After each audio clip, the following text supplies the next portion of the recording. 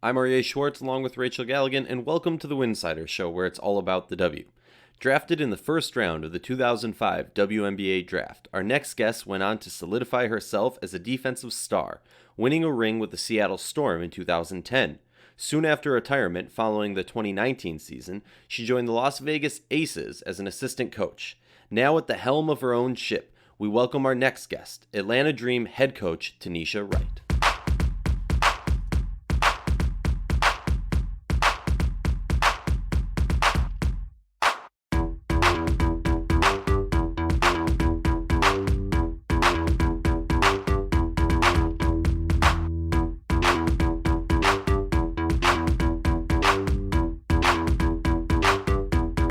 If you like our show, please consider joining our Patreon community, patreon.com/Winsidr. For less than a cup of coffee a month, you can directly show support for the hard work we do covering the W.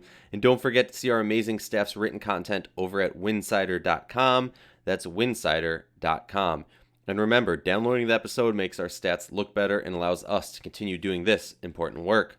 If you want to sponsor an episode of the Winsidr Show or something else, email us info@winsidr.com. We are very excited and honored to welcome the newest head coach in the WNBA, Atlanta Dream head coach Tanisha Wright. Coach, I have to ask right off the top, has it sunk into your head that you're a head coach in the league that you played in for so many years? That's a good question. I don't know if it's totally sunk in yet. Maybe that first game or that first practice, actually, it'll really sink in. We've been hitting the ground running, so been a bit busy just with different things, but really, really excited about this opportunity and looking forward to it. Well, I think I speak for a ton of people when I say we share your excitement with it. This is awesome, such a great hire.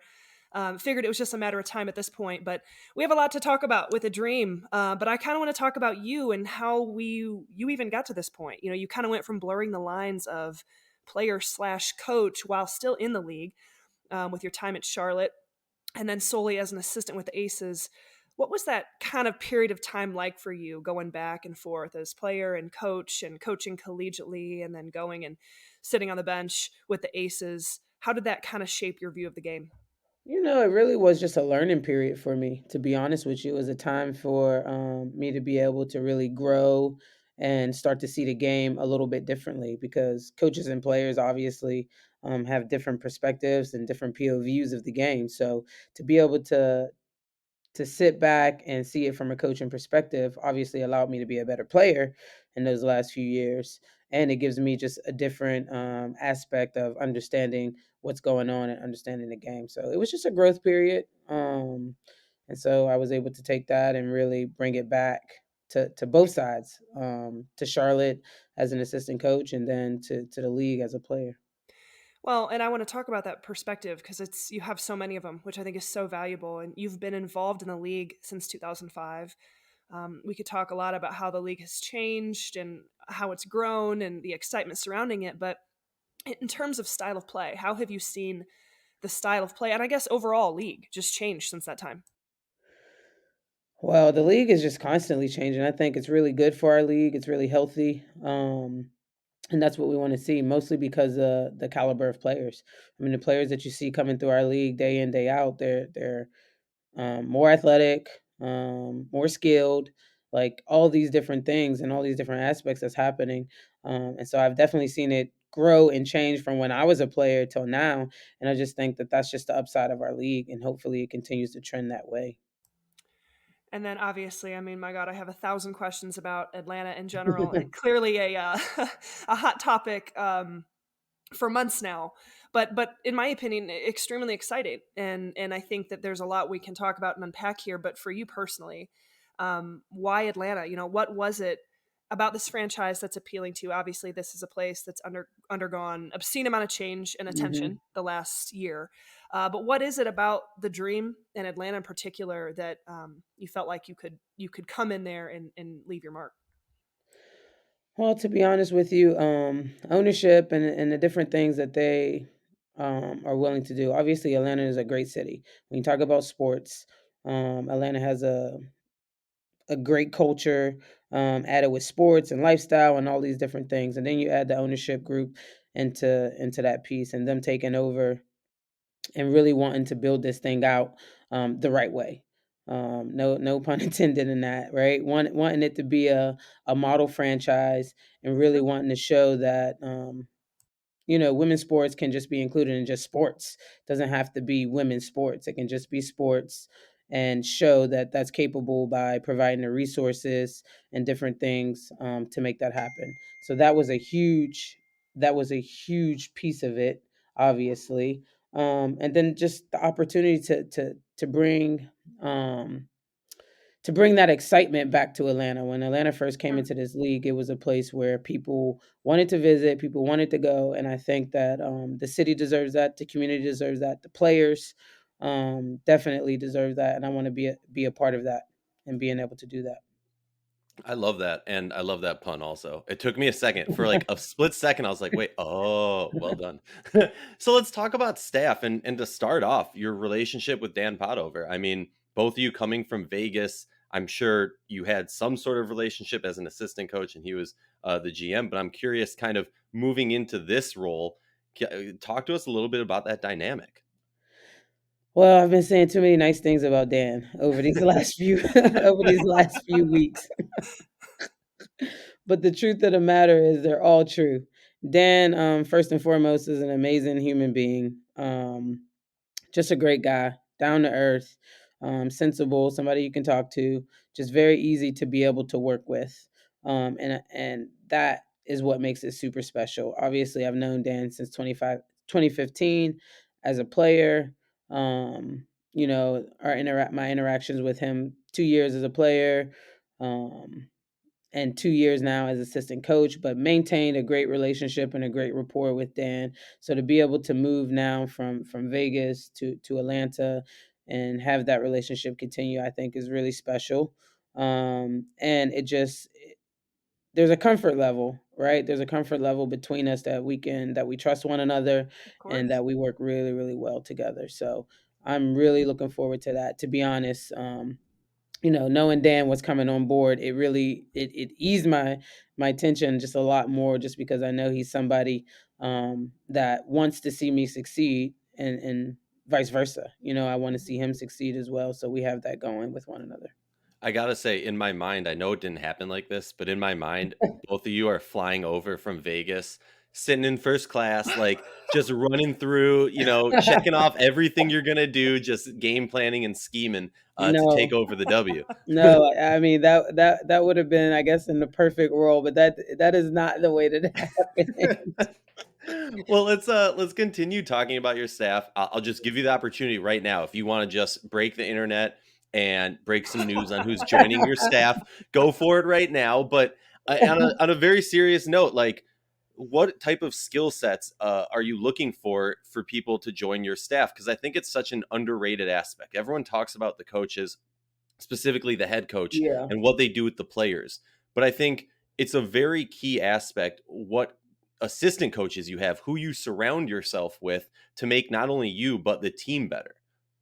Yeah, that's important. And we're keeping with theme with the whole Atlanta Dream, and like I said, with the ownership and what they're doing and the people that they're hiring. You look at Morgan, the caliber person that she is. You look at Dan, the caliber person.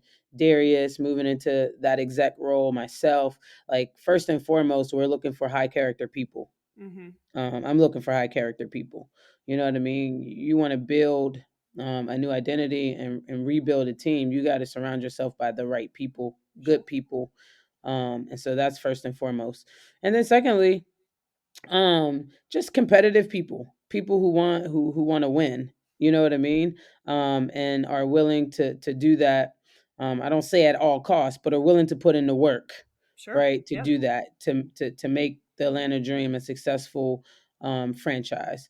And so I'm looking for that. I'm looking for people that are different than me. I think in order to build a great staff and to surround yourself with people, you can't have all people that think exactly like you. You need people to challenge you. You need people to lift you up. You need people to cover you in areas that you're weak.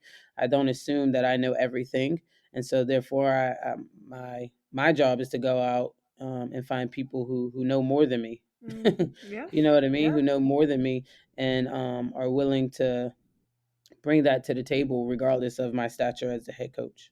I love that.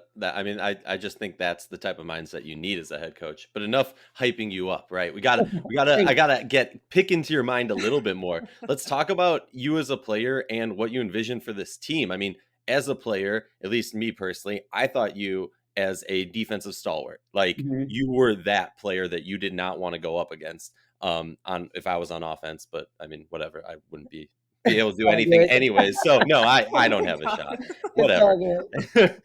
But when you envision this your dream team, and yes, the pun was intended also, Love um, it. Love it. Love it. what type of team is this? Are we talking stretch bigs, running the floor, pounding it inside, defensive Yeah. minded? Like, what can the fans expect from the right way? To be honest, that's a hard question to answer.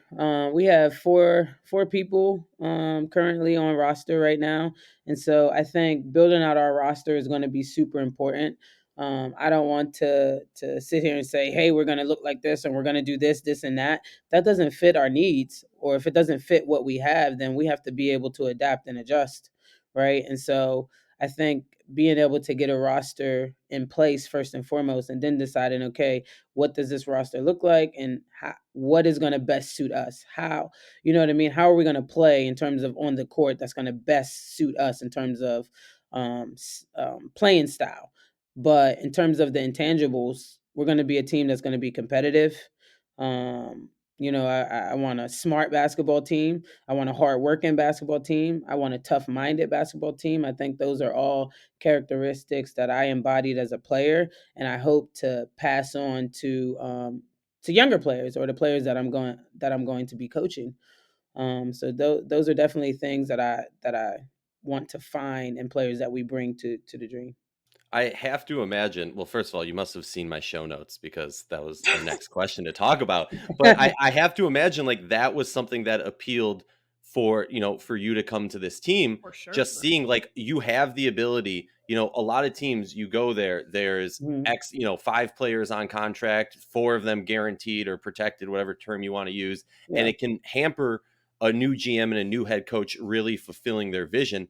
And I have to imagine. I mean, was that something that truly drew you to this to say, hey, we have like a clean slate and we can truly create what we're looking to do? I mean, you must have been licking your chops. Yeah, you know what? The blessing in all of this really was, like I said, with new ownership, everything was fresh slate, right? Sure. Everything was fresh, and being able to create something from the ground up and really build it out in a way that suits what the WNBA should embody, right? And so that obviously the roster is a part of that. Larry, Suzanne, Renee, they're also a part of that as well. So all of that just combined really made for a perfect fit. So a big topic this offseason and last year was Kennedy Carter. Obviously, you were not part of the team last year, and we're not here Mhm. to touch on all of that. I mean, we're here to talk about basketball. So I just have to ask, I'd feel like a fool if we didn't ask, when Mhm. you're talking with Dan about building this team, about this fresh opportunity, how do you see her in that equation? Yeah, listen, Kennedy is a part of our team. She's on our roster. I mentioned we have four players on Yep. roster right now, and Kennedy is one of those players. So Kennedy is going to be treated, with the respect and attention that any dream player will be treated with. And so she's a part of that. But like any team, you know what I mean? Like, we're always looking to build our roster Hmm. and make our roster the best roster that we can possibly be. And so we will continue to do that, and as a part, and Kenny is a part of that right now. Well, and you talked about just how wide open it kind of is right now. just a few numbers on that roster that are kind of set in stone. You talked about the that fresh opportunity, building it from the ground up. I mean, people need to understand how rare those types of opportunities are. To step into a situation the way Atlanta is right now, and I kind of want to expand on that and talk about the Hmm. notion of building a culture. That's obviously a huge, if not the biggest aspect of it. You can look across the league at some of the longevity and the consistencies, talk about the Connecticut Yeah. Sun and their culture. The list goes on. But clearly the changes being made in Atlanta so far, appear to have that specific goal in mind, right? Building from the ground up, a whole new fresh start, changing this Hmm. entire culture of what's kind of been in Atlanta. For you in particular, Yeah. what are the steps, from here on out to build Atlanta into a playoff and or championship team? Yeah, the truth of the matter is you got to live it, right? You talk about changing a culture and building a culture. It's not just culture right now. It's such a buzzword, but it is something that But it's I true. hold very. Say again. I just said so, but it's true. Yeah, It's exactly. But it is something that is super, super true. And the first steps is really finding people, right, that are culture people, people that will put the culture above anything else, right? Servant mm, leaders in that matter. hmm And so we're gonna go out and do that and build people around our players that the players understand that culture, the culture of this organization, and it's not just on the basketball side, so on the business side, we're trying to align in every single aspect of what we're doing here in Atlanta. And so I think that that's very, very important with the people that we bring in. I know I keep saying that, but that is the first step to anything is bringing in the right kind of people. And then secondly, it really is just living that out every single day. If we're on the basketball court or if we're in our everyday lives, living that type of living that out, living that culture out. And so those to me are the first two steps that we have to take, and then we add that on to the basketball. The basketball really comes last, and when you're trying to really build a culture, in my opinion. Well, and to expand on that, obviously the NCAA season is just now kind of in full swing. You've clearly undergone a ton of transition in terms of, I'm sure, moving and getting relocated. What is your day in day out kind of routine and focus on right now? Is you're kind of getting that building going? Yeah, NCAA's is coming up, just starting. So really, just getting out and watching these players, watching these college athletes, and seeing them at their very best. Watching these seniors and what they can do. We are claiming the number one draft pick for the 2022 draft, and we're just going to keep claiming that. There you We're go. putting that into existence. We're going to keep speaking that we are going to have that pick, and therefore, so we need to get out and we have to watch just a lot of basketball, and so that's what I'm doing. Getting out. I'm going to do some scouting. Going to get to some practices. Going to just watch a ton of basketball from now until April, and really get a good hold on who will be available for us to select. So we've talked about, the young players of the four that are still on this roster Hmm. signed currently. We're talking about the young players in NCAA currently. And I'm curious for you as a player who's been there, done that.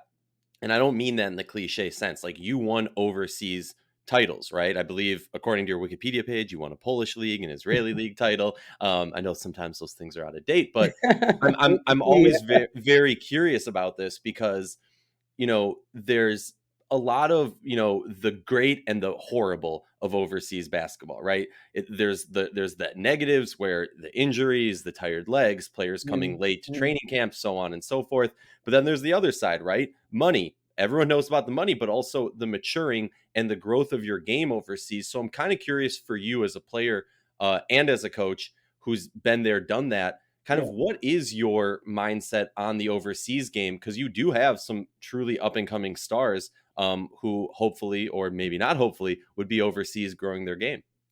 Yeah, I think it's all personal preference and perspective. Like you have some of these college kids who are going pretty much year round in their senior season, right? Once their college season starts, they really start in the summertime, start working out, and then they have maybe a couple weeks off, and then they're starting their fall workouts, and then they're starting the season. If the season goes all the way, obviously, from October all the way until April, especially if they're doing a long run in the NCAAs. And so then they're getting drafted to the WNBA, and they're in the WNBA from April until September, October, depending on how far they go. They go then, and then they're getting 2 weeks off and jumping straight into another season. So, if you're going long as a senior, as a collegiate senior, if you're going long in the NCAA tournament, if you're going far, and then you're drafted and you're playing a whole WNBA season, that's a lot. It really is. That's a lot on your mind. That's a Mhm. lot on your body. And so we're not machines. Our bodies aren't machines. We aren't meant to go um, year round, Sure. year after year after year after year. So I think taking some time, some mental space, some physical space to really regroup and let your body regroup. I think that that's really important. But it's also personal. It's also personal to you and what your needs are and what you feel like you want to do and what you need moving forward as an athlete. I appreciate that because not too many people talk about that aspect of like, yes, you can grow as a young player, but like you just said, that whole schedule, that's insane. Like that stresses my muscles out just Yeah, thinking about it. Like, exactly, and it is stressful, and now you're prone to more injuries, right? And you're young, and you have to deal with that. It's not meant for everybody. It's not meant for mhm. everybody. But if you are somebody who can take on that stress and who can do that without an issue, without a problem, then so be it. Go overseas and grow your game and continue to hone your skills. But if you are somebody who needs to take that break, there's no shame in that as well. And I think our young players coming in collegiately need to understand that too, that it's okay to take a break. Yeah, no, definitely. This leads me to my next question. You've been around the league for a while, and I'm curious. You definitely have a lot of friends, right? Players, coaches, maybe even fan bases. Is there a specific game? I know the schedule's not out yet, but Mhm. is there a specific game? Maybe you're excited to take on some former teammates and show them what's up. Maybe you're excited to, teach Cheryl or maybe Bill a lesson. I don't know. Is That's there a funny. game that you got circled that you're very excited to kind of get that W? Yeah, I'm gonna be honest. I'm as competitive as anybody you'll meet, but I'm not sitting here thinking about. There's so many other things and so many other focuses on my mind right now than worried about who we're playing, when we're playing, and being able to get back. I think, for me, it'll be the first game. You know what I mean? I'll be excited to be out there and to you know be the head coach of the Atlanta Dream. So it'll probably just be my first game, whoever that is. All right, well, we're gonna check back in before you take on some of those former teams of yours, and then we'll Fair enough. reassess the situation. Fair enough. Fair enough. Well, Coach, we know you're busy. We've got some NCAA games coming on this evening. I'm sure you're getting prepared for. Before we let you go, I want to wish you the absolute best of luck this year, but I want to ask you any Yeah. message for the young girl who not only wants to be just successful overall, but more specifically, those who aspire to be a coach someday. What advice would you have for them? What advice would I have?